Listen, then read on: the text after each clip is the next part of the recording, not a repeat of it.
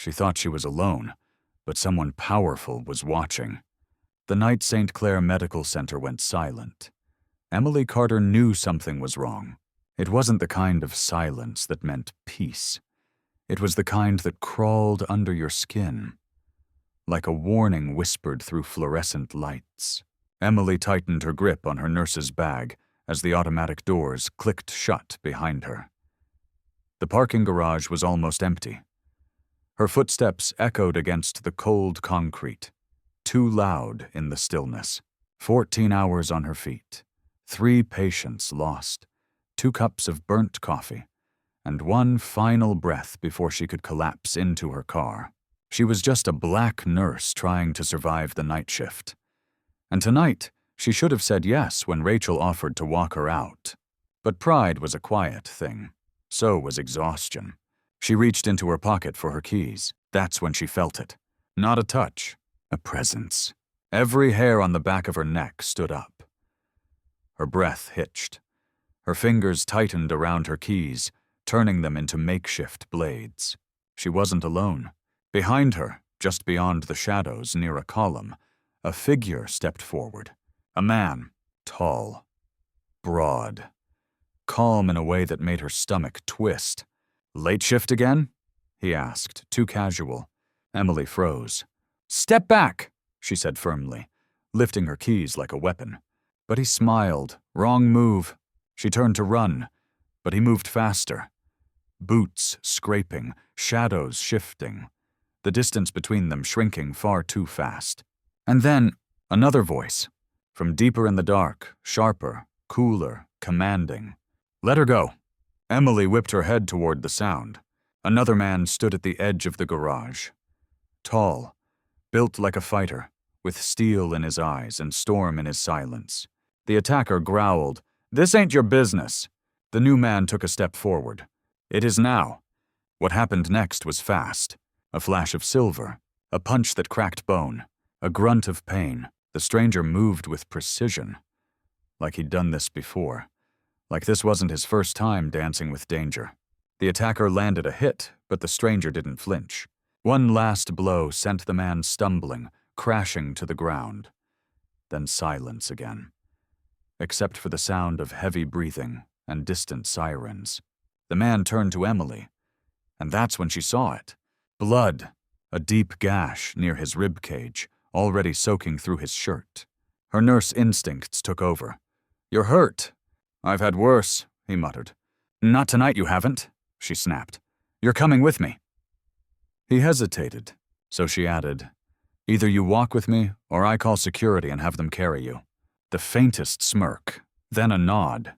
She slipped under his arm, half carrying him back toward the emergency ward. She didn't know who he was. She didn't even know his name. But someone had watched her tonight. Someone who moved like a soldier and bled like a man.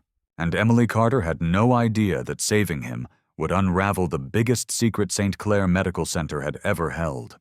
The emergency room at St. Clair Medical Center was nearly empty. Sterile lights buzzed faintly overhead, casting pale shadows against white-tiled walls. The silence was only broken by the steady beeping of machines and the soft shuffle of Emily's sneakers against the linoleum. She guided the stranger into a private triage room. "Sit," she ordered. He didn't argue. He just lowered himself onto the edge of the exam bed, calm and quiet, as though this wasn't the first time he'd been cut open. Emily snapped on gloves and reached for antiseptic. "You're lucky the blade didn't go deeper." "I've been lucky before," he replied, watching her without blinking. His voice was low, rough but not careless. She paused, glancing up at him. "Name?" A slight hesitation, then, "Liam." She narrowed her eyes. "Last name?" Another beat. "Just Liam." Emily gave him a tight-lipped look. "Okay, Liam." "No last name. You're not getting out of here without a chart." He smiled faintly. It didn't reach his eyes. As she cleaned the wound, she noticed it again. His restraint. He didn't flinch, didn't groan. Just sat there, shoulders squared, jaw tight. "You don't feel pain?" "I ignore it." Emily shook her head. That's not a superpower. That's trauma. His eyes flickered, but he said nothing. She grabbed a fresh bandage. What were you doing in that parking lot? I could ask you the same. She frowned. I work here. So do I tonight. Emily stared. Was that a joke? A metaphor? A warning? You following me? She asked, half serious. No, he said slowly. I was watching. Her hands froze. Not in a creepy way, he added quickly. More like making sure no one else was. That didn't exactly make her feel better, but there was something strange about him. Something unsettling. Not dangerous, just unreadable. Like a man with too many layers and too few words. He moved like a soldier, spoke like a ghost, and sat like a man who'd been waiting for something or someone for a long, long time. When she finished dressing the wound, Emily turned to log the report on the hospital computer. She searched the patient database. Nothing. No Liam. No matching birth date. No emergency contact. No insurance. Just a blank form staring back at her. She turned around. You're not in the system. I like staying off the grid. She folded her arms. That doesn't work when you're bleeding into hospital sheets. A pause. Then he looked up at her with that same steady gaze. You saved my life. Emily blinked. You stepped in front of a knife. That's not exactly saving yourself. You brought me back in. You patched me up. That counts. She wasn't used to being thanked. Not like this. Not by someone who clearly had no reason to be in that garage. Unless he'd been there for her. You could have died, she said quietly. I didn't. But you could have. Liam held her gaze. I would have. She didn't know what to say to that, so she didn't. Instead, she stepped back, suddenly needing distance. You need rest, no heavy lifting, and maybe a reason to be here next time. Liam gave a faint smirk. Maybe I already have one. Emily's throat tightened. She told herself to ignore it, to write him off, to forget that behind the stitched skin and the quiet eyes was a man who had stepped out of nowhere to pull her back from the edge. But as she watched him leave the ER that night, walking alone into the shadowed hallway, one hand pressed to his side, Emily had the strangest feeling. That wouldn't be the last time she saw him, and that whatever he was hiding was only just beginning to unravel. 3 nights had passed, 3 shifts, 3 silent walks through dim hallways. 3 cups of lukewarm coffee sipped under flickering lights. Emily told herself she was fine. She told herself what nurses always do. You're just tired. It's just stress. Shake it off. But her body knew better. The way her shoulders tensed when she opened the supply closet. The way her breath caught every time she passed the empty stairwell. The way her hands gripped her badge a little too tightly when walking alone. She didn't want to admit it. But the fear was back. Not like before, worse. Because this time, it didn't start with a sound. It started with a message. Her phone buzzed at 2:14 a.m. She glanced at the screen, expecting another lab alert, or maybe a text from her little brother asking about his next checkup. Instead, it was a number she didn't recognize. Nice scrubs, Emily. Blue suits you. Her heart slammed against her ribs. She spun around in her chair at the nurse's station. The hallway was empty. Too empty. No footsteps, no voices. Only the hum of the vending machine and the faint flicker of the overhead lights. She swallowed hard and forced herself to laugh. Spam, maybe. Wrong number. Some weirdo bored at home. But then a second buzz. You shouldn't be alone right now. Emily froze. This time there was no explaining it away. This wasn't random. This was targeted. Her hands trembled as she clicked the side button and turned the screen dark. But it was too late. The cold had already settled into her bones. She stood up, heart racing. Slowly, carefully, she walked toward the hallway, pausing just before the junction near the elevator. Empty, or at least, it looked empty. She turned quickly back toward the break room, hoping for light, hoping for company, hoping for anything that didn't feel like being watched. The door clicked shut behind her. She took one shaky breath, and then A voice behind her. "You look like you've seen a ghost." Emily jumped. She spun around to find Liam, leaning casually against the counter like he'd been there all along. His arms folded, that same unreadable calm on his face. "What the hell are you doing here?" she snapped. "I could ask you the same." "I work here," she shot back. "You don't." He tilted his head. "Maybe I'm checking on someone." She stared at him. He didn't flinch, didn't smirk, didn't explain. Just watched her. Closely. Too closely. "You've been watching me," she whispered. He didn't deny it. Instead, he pushed off the counter and took a slow step forward.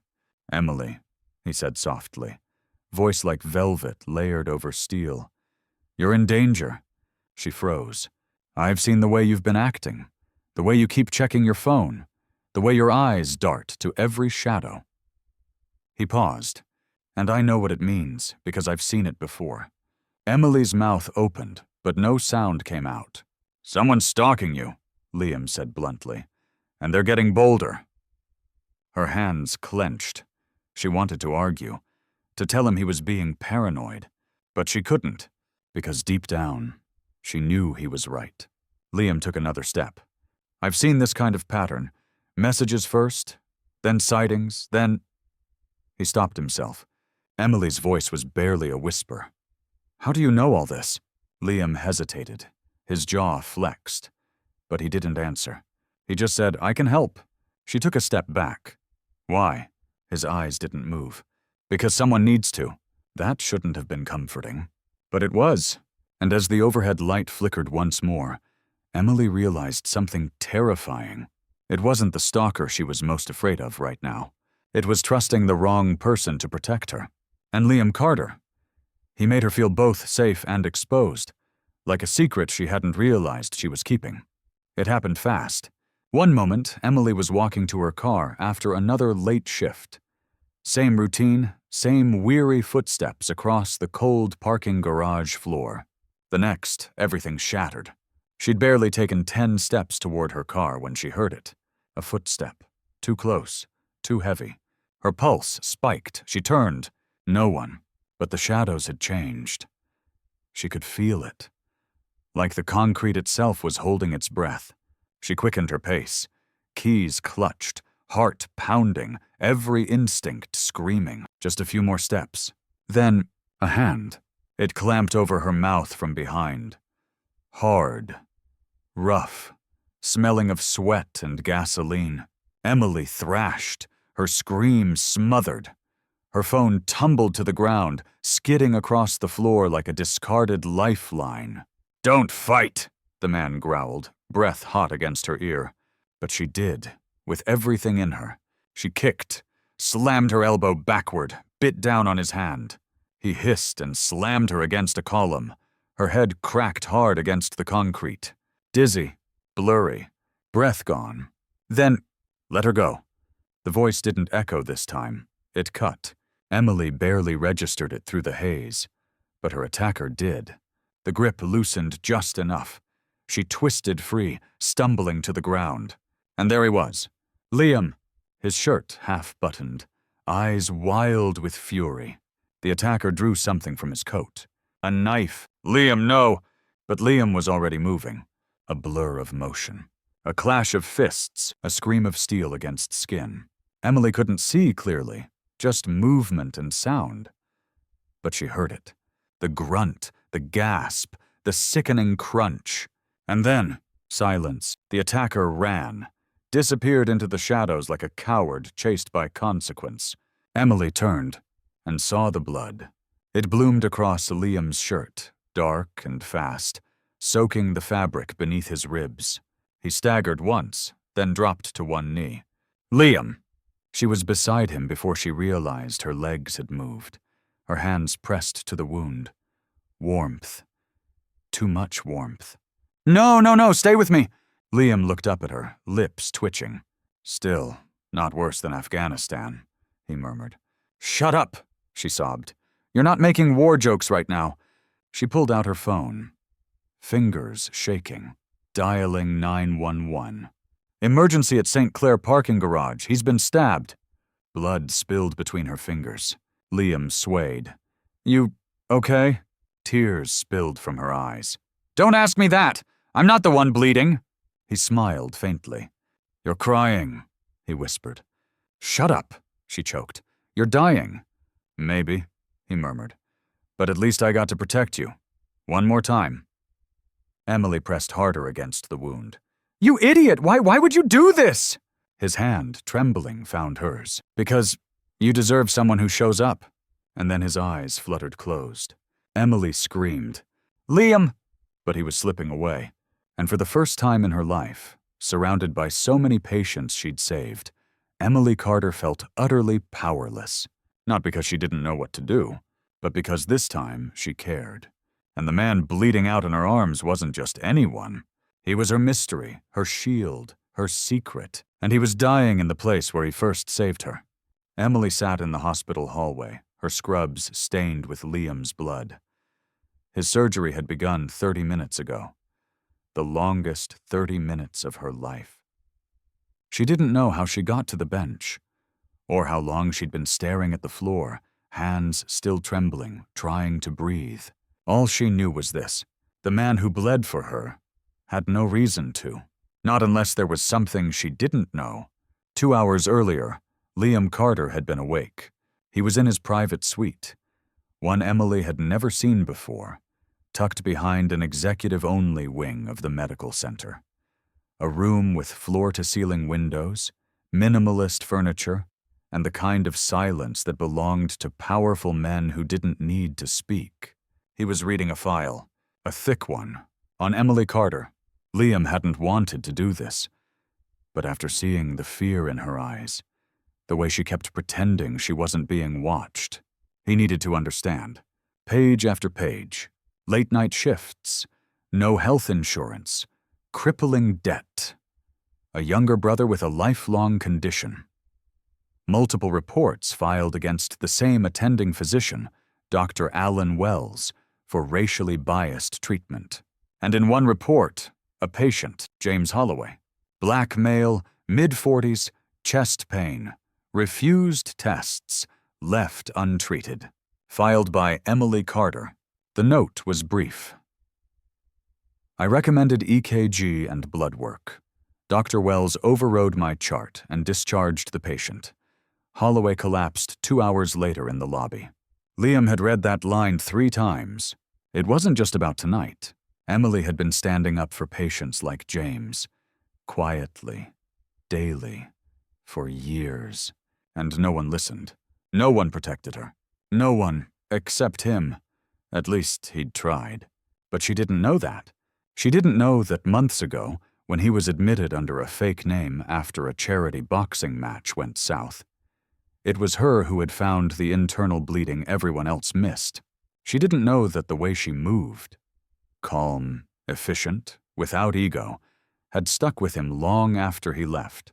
She didn't know he'd pulled strings to ensure she stayed employed when budget cuts came, or that he'd been watching quietly from afar, not because he didn't trust her, but because he trusted only her.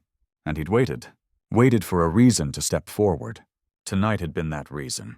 Back in the present, Emily stood up as a nurse called her name. He's stable, she said.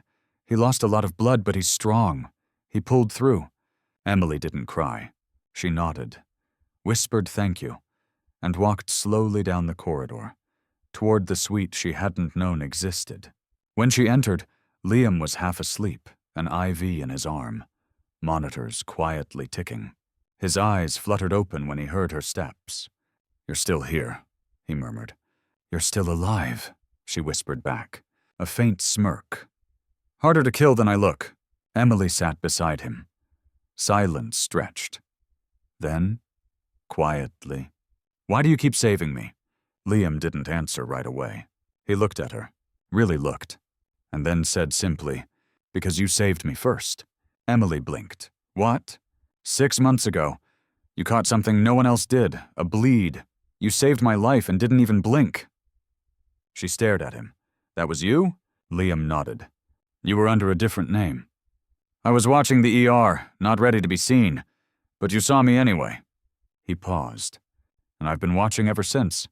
Emily didn't know what to say, so Liam said it for her. "You fight for people who don't have voices, who get ignored, like Holloway, like your brother, like me once."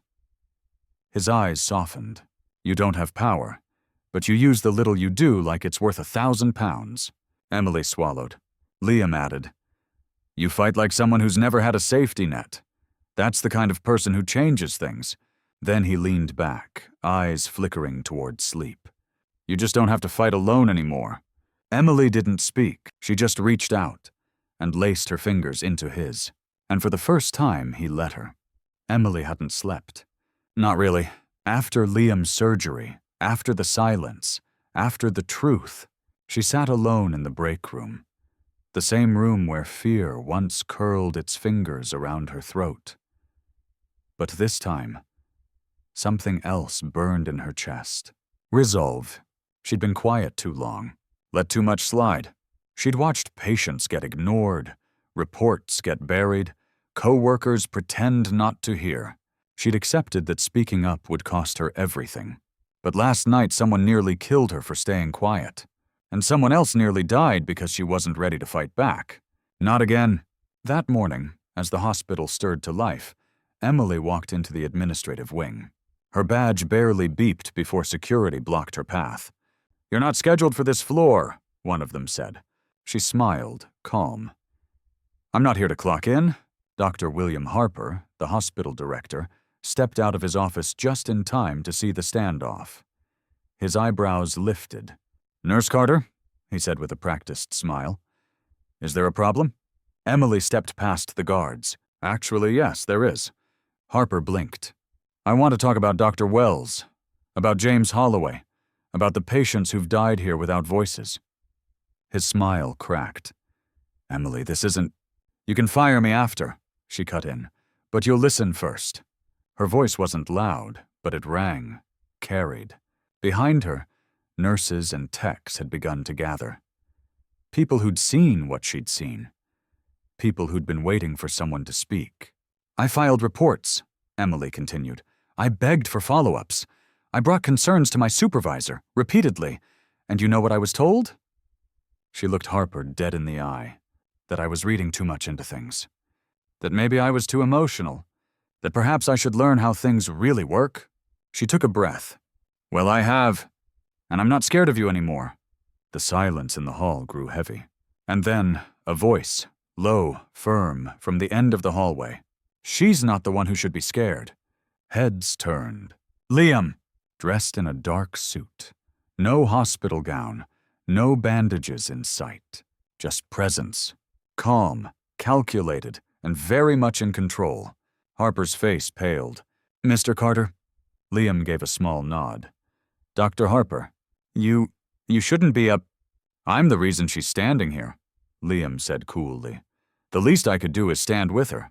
Emily stared. She hadn't known he'd follow.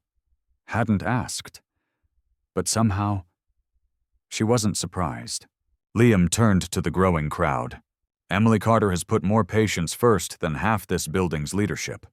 And as of this morning, I've authorized a full audit of every complaint she's filed." Gasps, phones lifted, eyes widened. Harper stumbled. "That's not protocol." "I own the protocol," Liam said, sharp and cold, "and I'm rewriting it." His gaze swept across the staff. "Any employee who has experienced racial bias, professional sabotage, or unsafe conditions, my office will hear you. Personally." Emily felt her knees go weak, not because he saved her again, but because he gave her platform power, not protection. And then Liam looked at her. In front of everyone. No pretense. No title. Just truth. "I didn't step in today because you needed me. I stepped in because they need you." Emily's throat tightened. She didn't cry. Not this time. She straightened her shoulders and nodded. And in that moment, for the first time in her life, she wasn't just a nurse. She was a force. Dr. Alan Wells didn't flinch when Emily walked into the physician's lounge. He didn't even look up, just kept stirring his coffee with the kind of ease only men in power could afford. Emily stood across from him, fists clenched at her sides. "You knew!" she said. Wells glanced up, brows raised. Excuse me? You knew James Holloway was in trouble. You knew he needed a cardiac workup, and you sent him home. Wells sipped his coffee. If I remember correctly, his symptoms were inconclusive. Chest pain, no abnormal vitals, no EKG changes. Emily stepped closer. You never ordered an EKG. Wells shrugged. Not every patient gets the royal treatment. Emily's voice dropped. You mean black patients? The room went still. Someone in the corner dropped their pen. Wells leaned back in his chair. Careful, Carter. That's a serious accusation. No, Emily said. It's a pattern. One I documented. One you buried. He narrowed his eyes. I suppose you're feeling bold now, with your billionaire boyfriend marching through the halls. Emily didn't blink. This isn't about Liam, isn't it? He stood, finally, taller, broader, smug. I've been here 20 years. I've trained half the ER. You think the board's going to believe a night shift nurse with a chip on her shoulder over me? I don't need them to believe me, she said. I just need the data. A folder hit the table. Wells glanced down. Printed reports, EKG logs, discharge summaries, all cross-referenced, all marked with a red pen that wasn't hers. Emily didn't smile, didn't gloat. Dr. Harper's gone. Liam Carter is auditing every case you touched, every complaint I filed, and every decision you made that sent someone home too early. Wells stiffened. You're bluffing? No, she said calmly. I'm documenting. Then she leaned in, voice low, razor sharp. You treated patients like statistics. You treated nurses like obstacles. You treated me like I was disposable. She stepped back, her tone still deadly quiet. You forgot something. What's that? He spat. She stared him down. That we're watching too. She turned and walked away. And for the first time in his career, Dr. Alan Wells was left standing speechless in a room full of silence. Later that day, a memo went out. Effective immediately, Dr. Alan Wells is placed on administrative leave pending full investigation. Any employee who has experienced or witnessed misconduct is encouraged to report directly to the executive office. The staff didn't whisper. They celebrated. Some discreetly, some openly. A nurse fist-bumped Emily in the elevator. A janitor mouthed, "Thank you," as she passed. And when she walked back into the ER, no one looked away. They looked toward her. Liam waited near the nurse's station. He didn't say anything, just nodded. She nodded back. No words, just mutual understanding. This war wasn't over, but today they won a battle. The lobby of St. Clair Medical Center had never been this full. Not for a code blue, not for a press conference, not even during COVID. Nurses, doctors, janitors, volunteers. They were all there. Word had spread fast. Something was happening. But no one expected this. At the center of the polished marble floor stood Liam Carter in a tailored navy suit, a thin scar still fresh beneath his jawline. And standing across from him, heart thudding loud in her ears. Emily, she blinked. This wasn't happening. Not here, not in scrubs, not in front of everyone. But Liam. He looked at her like she was the only person in the world. He didn't kneel. Not yet. He simply held out a small velvet box and started talking. I spent years behind boardroom doors, he began, controlling assets, negotiating lives, buying systems like this one because I thought I could fix them better than the people inside ever would. He turned slightly, eyes scanning the crowd. But then I met someone who didn't need a title to make change happen. His eyes fell on Emily again, a nurse who risked her job for the truth, who treated patients like they mattered even when her own bosses didn't, who fought through fear, through exhaustion, through silence, because that's what justice looks like when no one's watching. Emily's throat tightened. Liam took a breath. I came here undercover. I watched from the shadows. I didn't mean to fall for you. He smiled. But I did. There was a gasp somewhere in the crowd. A whisper. Wait, he's the CEO? Liam continued, voice steady. I didn't tell you who I was because I didn't want you to treat me like a Carter. I wanted you to see me like I saw you." He paused. "But maybe that wasn't fair. Maybe you deserved the whole truth." And then, slowly, he knelt. Gasps echoed. Phones lifted. Emily stood frozen. Liam opened the box. Inside, a single diamond. Simple. Clean. Sharp. Like her. "Emily Carter," he said, voice softer now. "You saved my life. Twice. You made me believe in the fight again. In people. In purpose." He looked up. "And if you'll have me, I want to spend the rest of my life standing beside you, watching you fight, protecting your heart, and never letting you carry the weight of the world alone again." A silence fell. Emily could barely breathe. She wasn't supposed to want this, not after everything. Not after years of being dismissed, overworked, unseen. But here he was, not hiding behind money, not offering her safety, offering her a choice. She stepped forward. Her voice shook. "Liam!" "I didn't fall in love with the CEO. I fell in love with the man who stood between me and a knife. I fell in love with the man who listened when no one else did." She took a breath. "And yes, I'll marry you." The lobby erupted. Cheers, laughter, applause. Someone cried, someone whistled, someone dropped a whole stack of patient charts. Liam stood, slid the ring on her finger, and pulled her into a kiss. Not one for show, not for the crowd, but for the girl who once walked alone every night, convinced no one was watching. And now everyone was. But most importantly, he was, and he always would be. On a quiet beach far from the hospital's fluorescent lights, Emily stood barefoot in a white dress, the wind tossing her curls across her shoulders. Liam waited at the altar. No suit, just bare feet, rolled up sleeves, and that same scar. The ceremony was small. No press, no drama, no titles. Just two people who had fought through fear, through blood, through silence, and chosen each other. Every day, every storm, every shadow. She wasn't supposed to win. Not in a hospital like this. Not in a world like this. But when truth stands beside love and justice kneels in public, sometimes the shadows lose. What would you do if the person protecting you turned out to be the one you feared and the one you needed most?